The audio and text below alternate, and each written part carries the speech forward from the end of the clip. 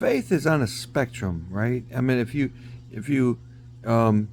hear in the Bible, it talks about I believe God. One of the scriptures. I'm sorry that I don't know the exact scripture. I should maybe, but I believe, but help me with my unbelief. It's like if you can imagine a bar, right? A digital bar, going with hot or cold, or whatever, and there's an arrow indicating where you're at on it. I got moved over more by this simple scripture of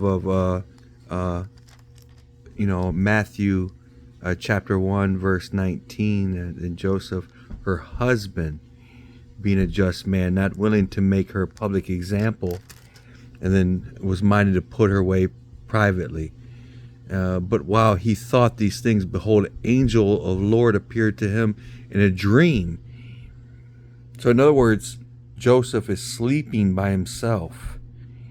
He's sleeping by himself, with the exclusion of translation errors. That, if they just saying it's contextual, that it's the Joseph, not Joseph of Aramea, or it's Joseph, her husband, or gonna be, or what we know as his husband.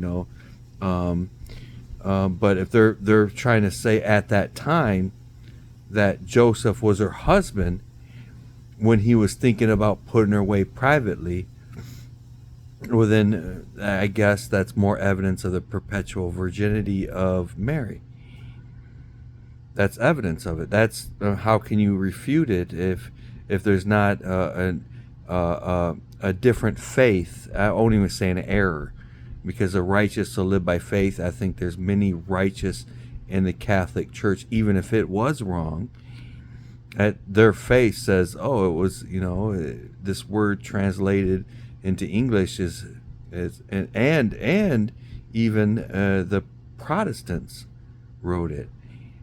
And they said again, and read it. It says, then Joseph, her husband, being a just man and not willing to make her a public example, and minded to put her away privately.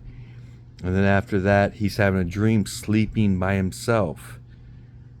So there's a little bit of doubt in me. I wish I could talk to a professional Catholic faith man,